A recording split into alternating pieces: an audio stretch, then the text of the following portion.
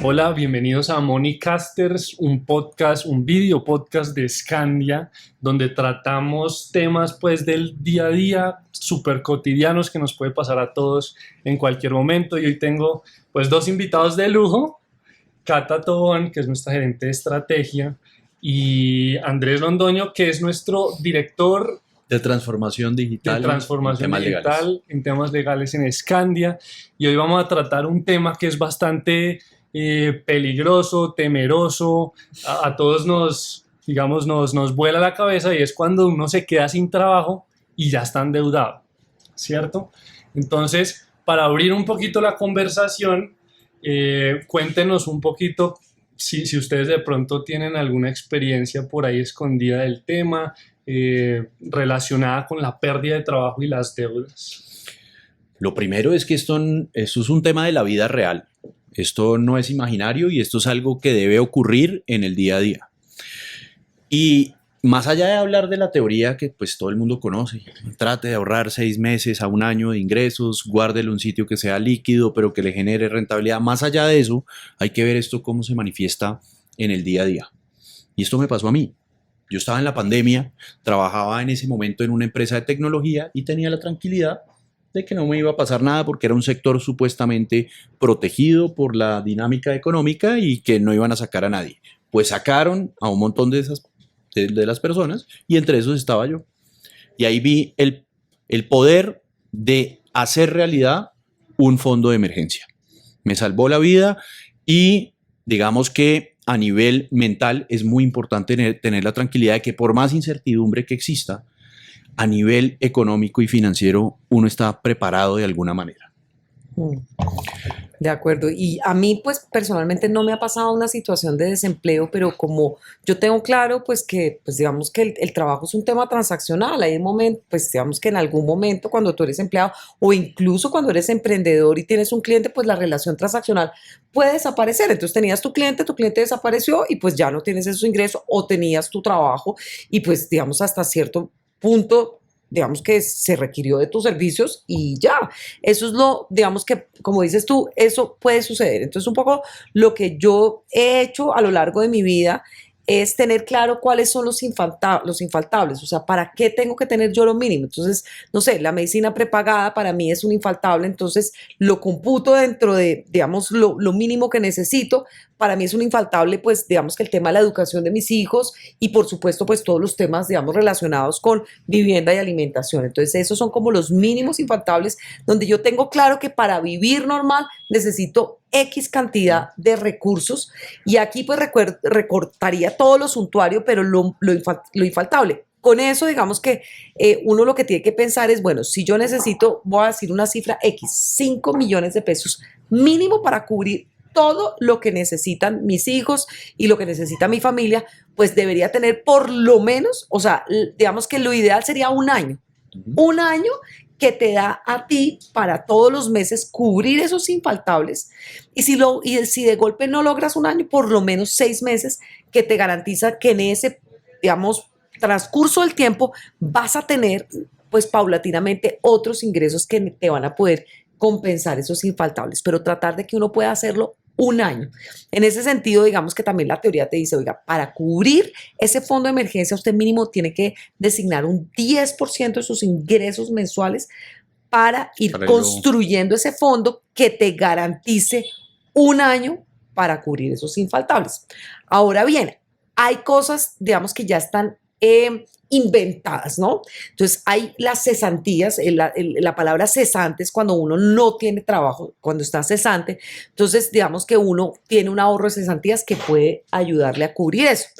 Pero idealmente, pues digamos que la emergencia no solamente puede ser quedar cesante, ¿no? La emergencia puede ser que finalmente puedes tener un tema de salud, algo. Entonces ahí idealmente tener un fondo aparte de las cesantías que te ayude a cubrir ese año, ese periodo, 6 meses, un año, donde pues tienes que comer, a los niños no los puedes dejar sin colegio, pues tienes que vivir, entonces tienes que cubrir unos infaltables. ¿Qué tiene que tener ese fondo, Cata? Porque no puede ser cualquier fondo donde mi plata se quede atrapada y yo la necesite de un día a otro. ¿Cómo la ven ustedes? Sí, total, o sea, la verdad es que uno tiene que pensar en que cuando necesita esa plata, pues es ya. Entonces tú no puedes tener en tu fondo de emergencia un apartamento que te puedas tardar 2 o 3 años en vender. Tú necesitas la Claro. plata ya, o sea, para pagar el mercado, para pagar el colegio. Eso no hay, coyuntura, claro. ay no, que yo tengo unas tierras ahí esperando. No, el fondo de emergencia es líquido. Plata líquida que tú puedas, primero, que no tenga que no se vaya a desvalorizar en el tiempo. Entonces, por ejemplo, las acciones un poco más volátiles. Entonces, si yo necesito pagar el colegio en el momento en que la acción Se cayó. X se cayó, pues no me alcanza para pagar el colegio. Entonces, ese fondo de emergencia tiene que estar en activos muy poco volátiles, digamos, instrumentos casi o sea, a la vista. Y cuando hablo de eso en la cotidianidad, es una cuenta de ahorros, un fondo de inversión en efectivo, a la vista, máximo una cuenta corriente. Ah, no, que tengo un CDT súper chévere, pero es a 2 años, no me sirve. O sea, o digamos que si es un CDT, pues tiene que ser de corto plazo para que yo lo pueda hacer efectivo, ¿no? Entonces eso es Sí, súper importante. Una cosa ahí, porque entonces ya mencionaste el cómo, digamos como una metodología rápida para hacerlo, pero como esto es un universo tan variado, creo que definirlo es bastante importante. Y para ti, ¿qué es un fondo de emergencia? Y para ti puede ser muy distinto, ¿cierto? O sea, en plazos, en montos, en muchas cosas. Entonces, Andrés, ¿Qué sería? dime, ¿qué es puntualmente pues, para la gente un fondo de emergencia? Para mí es un concepto muy sencillo que es prepararme hoy para lo que pueda ocurrir mañana. Esa es como la definición básica. ¿Como un seguro o algo así? Es algo que ante la incertidumbre y lo que puede ocurrir en el futuro, yo tengo una tranquilidad de que estoy preparado para no solo el mejor escenario, donde yo espero seguir trabajando en lo que estoy, sino también para un escenario donde ocurran cosas malas, donde yo pierda mi trabajo, donde tenga una enfermedad, donde tenga alguna eventualidad donde yo requiera algún dinero adicional. Pero a eso le agregaría un concepto que yo tomo prestado de una aplicación que yo utilizo mucho en mi día a día de finanzas personales y se llama edad del dinero. Y estos tipos tienen una filosofía supremamente straightforward, súper directa. Y dice, a medida en que usted aumenta la edad del dinero, usted aumenta su tranquilidad de vida. Y es básicamente, ¿qué quiere decir esto? Que el dinero que yo me gasto hoy, yo lo gané o ayer, o antes de ayer, o hace un mes, Claro. o hace un año. Y a medida que esa distancia se va aumentando, el estrés financiero se reduce. Y la clave de esto es que el fondo de emergencia tiene que estar metido dentro de esa filosofía de que el dinero, ojalá que me gasto hoy, debe ser cada vez más antiguo. Sí, digamos que para mí, digamos, un fondo de emergencia es, pues, digamos, como lo dice la palabra, es un fondo para hacer frente a situaciones o contingencias que no tenía esperada, imprevista. Entonces, de acuerdo, digamos que para mí, o sea, siempre como lo he planteado en mi vida es, pues yo tengo obligaciones y yo tengo que cumplir con mis obligaciones, es mi responsabilidad. Entonces, para eso, pues tengo que estar preparado en cualquier situación que esté, digamos, recibiendo ingresos o no, digamos que mis obligaciones están ahí presentes. Entonces, tengo que tener ahí los recursos listos para una contingencia donde eventualmente no tenga sus ingresos, pues ahí está. O donde eventualmente tenga que unos egresos mayores a los esperados por la razón que sea, pues ahí tengo cómo hacer frente a esas obligaciones. Yo quiero hacerles una pregunta porque de ahí me surge algo que lo vi en la práctica, sobre todo en la pandemia, y es el activo en donde yo tengo el fondo de emergencia. Yo no sé si se dieron cuenta en la pandemia, pero ahí de un momento a otro, en barrios así de estrato 6, estrato 5, digamos, de un momento a otro empezaron a aflorar, se arrienda, se vende, y es gente que tiene, digamos, su patrimonio, pero que apenas el flujo de caja se ve afectado, pues de una vez salen a vender sus activos, digamos, inmobiliarios o activos en general de menor liquidez. ¿Qué le dirían a esa persona que tiene inversiones en Bitcoin, que está explorando temas de fondos de capital privado? ¿Qué le dirían a esa persona que trata de explorar cada vez más inversiones cada vez más complejas, pero deja de lado lo fundamental que es estar listo para una emergencia? ¿Qué le dirían a esa persona? Lo primero, creo yo, que es definir esa palabrita tan puntual y tan importante del mundo de las inversiones, que es la liquidez, ¿no? Uh-huh. O sea, para todos, liquidez es básicamente la rapidez con la que tú puedes volver dinero en efectivo, dinero de bolsillo, un activo financiero. Entonces, el ejemplo que tú dabas de los bienes inmobiliarios, pues la liquidez es muy reducida porque mientras tú lo vendes, mientras haces papeles, notaría, pues puede que ya salgas hasta de la emergencia, ¿no? Pero activos muy líquidos pueden ser los fondos a la vista, que si tú dices, oiga, necesito mi dinero mañana, hoy mismo te llega, ¿sí? Entonces, un poquito para contextualizar a la gente frente a la importancia de liquidez es los activos que no son líquidos no son amistosos para un fondo de emergencia, ¿no? Eso es clarísimo. ¿Qué activos sí son líquidos? Entonces, fondos de inversión colectiva ultraconservadores, portafolios pues, de liquidez, portafolios a la vista. Nosotros tenemos algunos como strategies liquidez, pero bueno, eso es otra discusión. Entonces, listo, mi conclusión es, hay activos líquidos, hay activos no líquidos. Para el fondo de emergencia hay que mirar los que son más líquidos, pues. Total. Y yo diría, digamos que el mensaje es, en una emergencia, cash is king, pues, o sea, uno tiene que tener algo de liquidez para hacer frente a la emergencia. Importante también, digamos que tú lo anotaste, hay fondos, digamos, de muchas naturalezas, ¿no? Entonces, por ejemplo, los fondos de pensión voluntaria tienen ciertas características tributarias que, pues, efectivamente, digamos que tú los tienes en un, digamos que tú puedes tener un fondo voluntario en instrumentos líquidos, pero, digamos, retiras esos recursos inmediatamente, pero cuando vayas a hacer tu declaración de renta, pues puedes tener, digamos, una reversión de ese beneficio tributario y puedes, digamos, no estar preparado para eso. Entonces, idealmente, cuando tú tengas un fondo de emergencia, trata de que no tenga contingencias de ningún tipo, que realmente sea disponible, o sea, que sea equiparable a tener cash debajo de la cama. ¿Por qué no cash debajo de la cama? Por temas de seguridad, porque no está rentando y demás. Pero tener instrumentos financieros a la vista es lo ideal porque son equiparables al cash, pero te están rentando. O sea, no, es mejor no tenerlos debajo de la cama, pues vuelvo y reitero, porque no te renta, porque no tiene seguridad, pero tampoco, digamos, tener instrumentos invertidos que sean a la vista, pero que tengan contingencias, ya sean contingencias tributarias y demás, porque muchas veces pues te puede salir lo comido por lo servido. Pero el mensaje clave es, en una contingencia, en una emergencia, cash es king, o sea, es el rey. Ahí tú puedes hacer frente a lo que necesites. Hay algo que me parece importante destacar, sobre todo en esta época de alta inflación.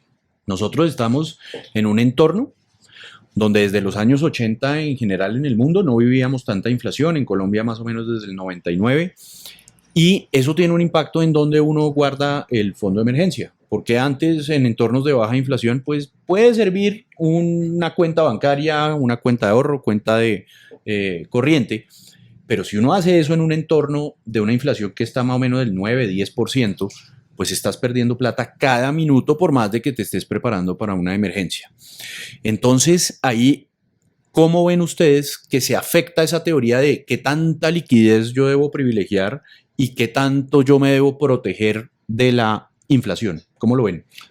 O sea, la pregunta es... ¿Cuenta bancaria sirve en este entorno o es mejor otro lado? Mira que yo tengo un caso yo tengo un primo que realmente en temas de inversión nunca le ha parado muchas bolas y obviamente yo soy muy fan de la inversión y yo creo que tiene un impacto muy grande, digamos, en mi círculo cercano, entonces yo procuro mencionarle esto a todo el mundo, ¿cierto? El fondo de emergencia obviamente siempre es lo primero, pero este primo mío me decía, no, es que yo no voy a invertir el 100% de mis ahorros porque ¿qué tal si pasa algo? ¿Qué tal si necesito algo? Entonces es mejor que esté aquí en mi aplicación de celular por si yo necesito algo. Y yo personalmente, digamos, como lo hago yo sí tengo el 100% de mis ahorros invertido, pero una buena parte de esos ahorros pues están en productos ultra líquidos. Entonces, ¿por qué lo hice así? Porque a los productos que son más líquidos, como digamos los fondos de renta fija, pues les fue muy bien este año. Y entonces yo sentía que era un buen momento para estar ahí. Pero entonces yo sí siento que uno tiene que estar 100%, digamos, invertido y un buen porcentaje en productos de alta transaccionalidad, que si yo los necesito ya está. Porque, bueno, claramente hoy están surgiendo cuentas de ahorro que digamos de rentabilidad, pero eso es como medio difuso, no se entiende muy bien la metodología. Y están las por debajo de la inflación condiciones, de todas maneras. igual están por debajo de la inflación. Entonces yo personalmente prefiero todo invertido, cero cuenta de ahorros, digamos que obviamente Lo del mes. desde la aplicación de mi banco, desde Scandia, pues yo lo puedo pasar y de una está ahí disponible lo del mes, tal cual. Pero el resto, por encima de la inflación, si no se me llena de polvo. Sí, no, de acuerdo. Y el gran enemigo del inversionista, pues digamos que es la inflación. O sea, el objetivo primario cuando tú eres inversionista es batir la inflación. Entonces, lo primero que te dice la teoría es, si usted quiere luchar contra ese gran enemigo, o sea, imposible que usted sus inversiones las enfoque 100% en activos líquidos y en efectivos, porque de esa forma nunca va a batir la inflación. Sin embargo, digamos que aquí, como estamos hablando del fondo de emergencia, pues uno lo que diría es los recursos de emergencia que no deberían ser el total de, digamos, que tus inversiones, sino un bucket para, digamos, sería, o sea, hay un bucket de crecimiento patrimonial, que son activos que son un poco más de mediano y largo plazo, y otro bucket, otra parte que es la preservación patrimonial, o sea, mantener el dinero en el tiempo, que es un poco más enfocado en esas, digamos, inversiones más de corto plazo para hacer frente a esos temas, digamos, relacionados con emergencia y demás. Entonces, ahí el mensaje es, ojo con eso, para batir la inflación, si usted está 100% en efectivo, no la va a batir. Puede ser que un año, como dices tú, la batiste, pero en el mediano y largo plazo Sí, no lo vas a lograr.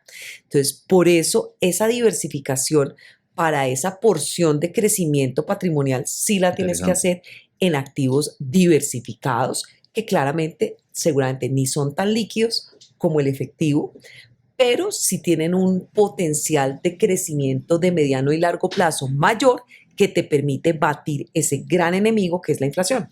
¿Te ha pasado en algún momento que tuviste que echarle mano al fondo de emergencia?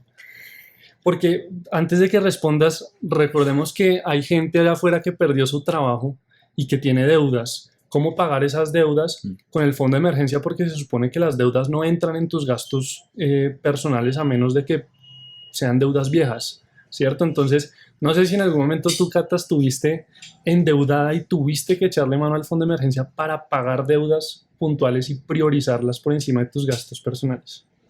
A mí lo que me pasó más que eso fue el tema tributario. A mí, o sea, digamos que uno muchas veces no tiene esa cultura de que los impuestos pues finalmente te llegan en un momento del año y tienes que honrar esos impuestos. Entonces, como que cuando empecé a ser una ciudadana tributaria y ya pagar más, me cogía como, pucha, tiene que pagar tanto declaración de renta y pues efectivamente yo no había hecho esa previsión previa.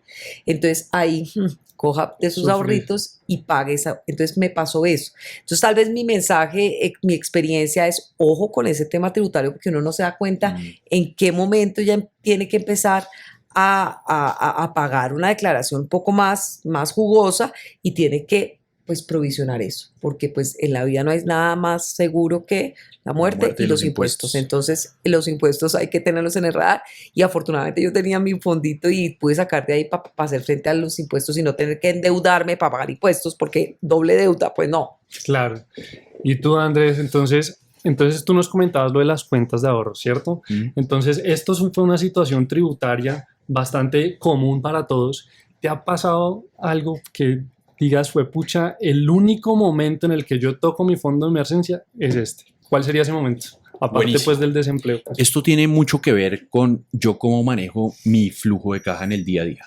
Yo creo muchísimo que el 80% de los resultados que uno tiene a nivel financiero tiene que ver mucho con el hábito en cómo uno organiza su dinero en el día a día.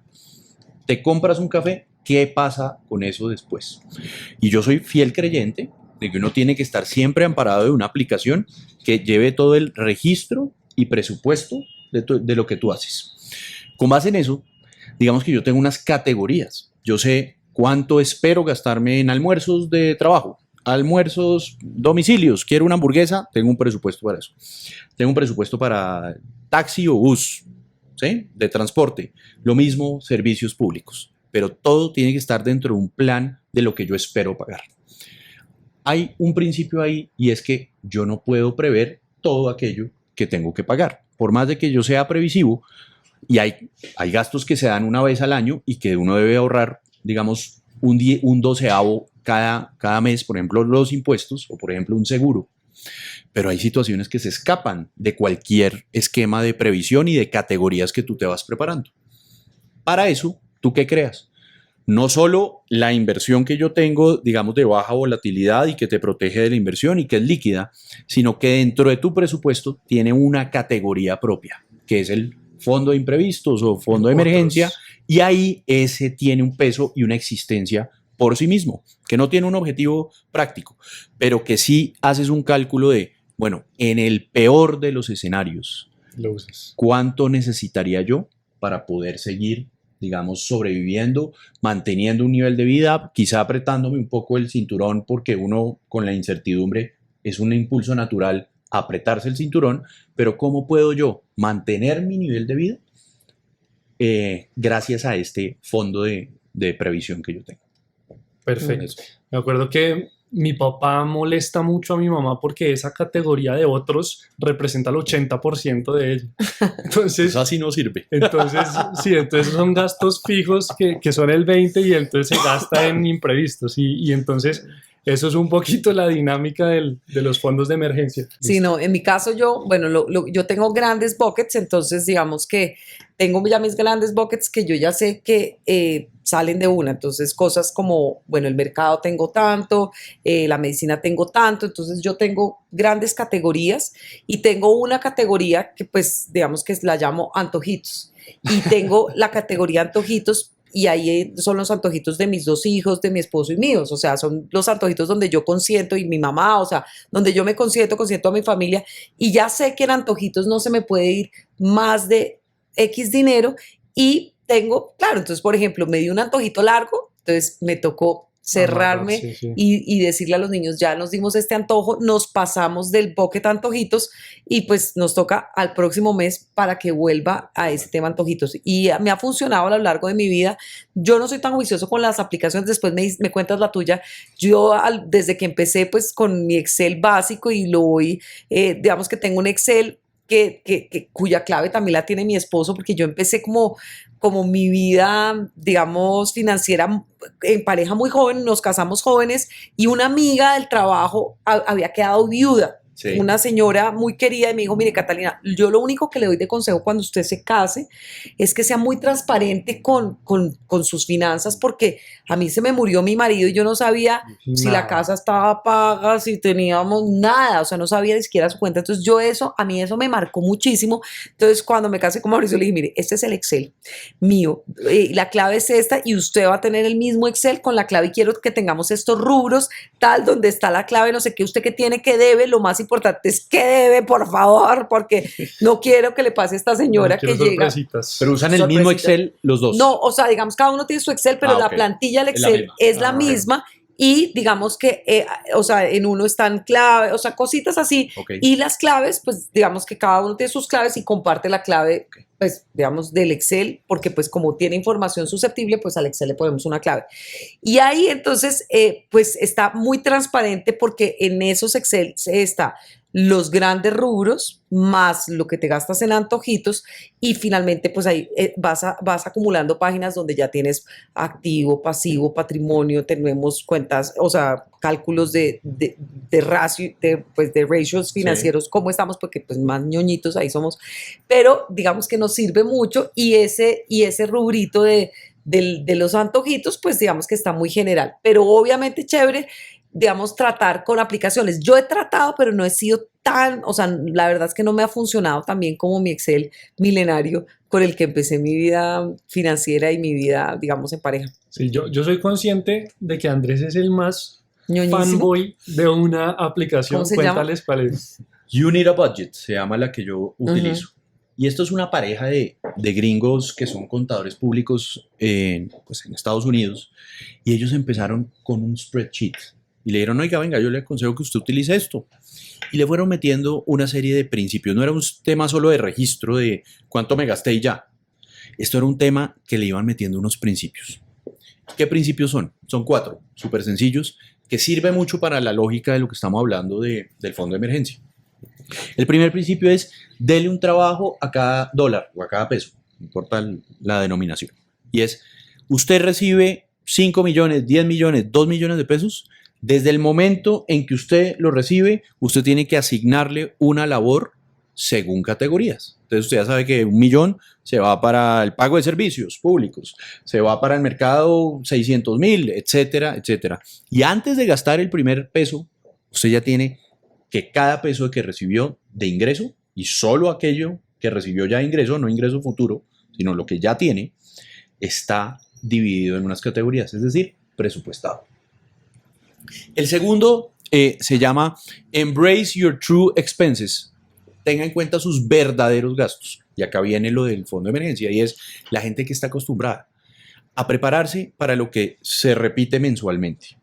Pero si sale algo como un impuesto, un seguro o una emergencia médica, lo que sea, o un daño del calentador en el apartamento, lo tratan como una emergencia. ¿Realmente es una emergencia? Lo que le dicen a uno de estos tipos son unos magos y dicen, eso no es una emergencia. Pasa menos seguido, pero no es una emergencia. Entonces prepárese para eso. Claro. Embrace your true expenses. El tercer principio muestra la flexibilidad que debe tener cualquier plan en un mundo absolutamente impredecible. Y se llama roll with the punches. Adáptese a los golpes. Y me pasé en antojitos. Eso pasa. Es diciembre. Estoy más antojado que nunca. ¿Sí? Pues eso tiene un impacto en otras categorías. Entonces lo que yo me pasé acá, pues alguien lo tiene que pagar en otro lado. Y es que, pues entonces le reduzco el tema a la ropa, o le reduzco el tema, esta vez no pido tanto domicilio, y con eso absorbo el choque de algo normal que es, pues no somos robots y somos seres humanos que en algún mes se nos puede ir la mano en algo. ¿Sí? Y el último principio, que es el que más me gusta a mí, que es el que ya les comenté, que es age your money. Y vuelva antiguo su dinero. Y estire cada vez más el momento en que usted recibe el dinero versus el momento en que se lo gasta. Y esta es la forma más directa y contundente de aumentar su paz financiera y de reducir su estrés financiero. Bien, yo me siento muy identificado ahí con tu aplicación. Yo también soy de aplicaciones y me di cuenta de una cosa, digamos, que antes no vivía y ahora sí, y son los gastos sin culpa. No sé si a ustedes les pasó, pero hubo un momento en que yo tenía un proyecto en mi vida y cada centavo lo ahorraba y no dejaba ese espacio pues para disfrutarlo. Pero entonces yo llegué a esta aplicación, bueno, llegué a varias y hay una categoría que sí son gastos sin culpa y está presupuestada y mes a mes yo la cumplo, y entonces yo me puedo comprar gastos literalmente estúpidos y no siento culpa, ¿cierto? Sin un presupuesto pasa lo contrario. Cualquier cosa que uno gasta, uno no tiene la noción del dato, uno no tiene el número en la cabeza y dice, ya mi proyecto está embolatado, mejor dicho, como que un presupuesto es magia pura. Total. Para el inversionista y para el inversor inteligente, digamos. Acabamos esta primera sesión. Ahorita hablaremos un poco más de varios temas que le aplican a todas las personas en su día a día. Entonces, si quieren dar un mensaje pues último de 30 segundos, o qué le dirían a esa persona que acabó de perder su trabajo y que no tiene un fondo de emergencia, o qué puede pasar, pues ¿qué le dirías ahí? Yo le diría lo siguiente: importa el orden. ¿A qué me refiero con el orden? Todo el mundo sabe que toca invertir, que toca ahorrar, que toca salir de deudas y tener un fondo de emergencia, pero pocos realmente tienen mucha claridad en qué orden debe hacerse. Claro. Y ahí yo tengo una respuesta que la tomo prestada de un libro que me leí maravilloso de Dave Ramsey que se llama Total Money Makeover. Y el tipo dice lo siguiente: si usted tiene deudas, lo primero que tiene que hacer es constituir un pequeño fondo de emergencia. Él lo pone en $1,000, pero pues es adaptable, $1,000,000 según el contexto. Y primero usted ahorre $1,000,000 de pesos, o 600.000, 500.000. El número es lo de menos. Lo que importa es por qué. Segundo, salga de deudas. Y tercero, termine de constituir el fondo de emergencia para 6 meses o un año. Sí. ¿Por qué ese salto en la mitad? Porque de esa manera usted evita, con ese colchoncito que usted tiene de 1 millón de pesos, de 500.000 pesos, de lo que sea, evita incurrir en más deuda si vuelve a ocurrir un tema de emergencia. Entonces lo que dice es, deje quieto, usted ya está endeudado, eso ya está produciendo interés. Pero al menos vamos a frenar una hemorragia, y es que cada vez que le pase algo, usted incurre en más y más deuda, que eso lo vivimos en Colombia Sin muchísimo. ¿Sí? Entonces, agotar esos 3 pasos, lo diría como mensaje final para el cómo. Y tú, Cata, en 20 segundos, 30 Sí. segundos, un consejo poderoso para No, la gente. yo diría, digamos, lo que siempre les di, y lo aplico a mi vida: salud financiera es equiparable a salud, digamos, o a la salud, digamos, del cuerpo. Entonces, cuando a ti te llega una enfermedad, te dio fiebre o te aparece algo, te está diciendo el cuerpo, usted algo tiene que ok. cambiar. Usted tiene que cambiar algo porque su cuerpo le está manifestando que algo está mal. Entonces, cuando llega una situación, la que sea, de unos recursos que uno no tiene, o una situación que uno tiene los recursos, una situación de desempleo, y uno no está preparado, la salud financiera le está pitando y le está diciendo, usted Hay algo que ir al no está médico. haciendo bien. Usted tiene que empezar a prepararse. Entonces, ¿cuál fue el aprendizaje cuando te salió la enfermedad y demás? Entonces, tengo que comer un poquito mejor, tengo que ser un poco más ordenado, tengo que dormir bien. Entonces, si llego a explotar una situación donde no tengo el fondo de emergencia, el aprendizaje ahí es, tengo que empezar a crear mi fondo de emergencias de a poquito, tengo que empezar a planear un poco las situaciones difíciles. Entonces, digamos, te pasa una situación, es aprendizaje. Es aprendizaje y es cómo enfrento digamos, trastabilleo como un paso adicional de crecimiento y de aprendizaje para tener una mayor salud en el ámbito financiero. Perfecto. Ya un último mensaje, pues en Scandia hay más de 60 y pico de portafolios y varios de esos son de alta liquidez que podrían ser extraordinarios para empezar un fondo de emergencia. Ese sería pues el mensaje final para todos. Yo utilizo Scandia Efectivo para mi fondo de emergencia, fiduciaria, que el de sí. la fiduciaria. Yo lo utilizo porque tiene todos los atributos que dice Cata, no tiene un impacto tributario, digamos, las reglas son predecibles, me protege de la inflación y es líquido. Y es líquido. Yo igual, así que copy-paste.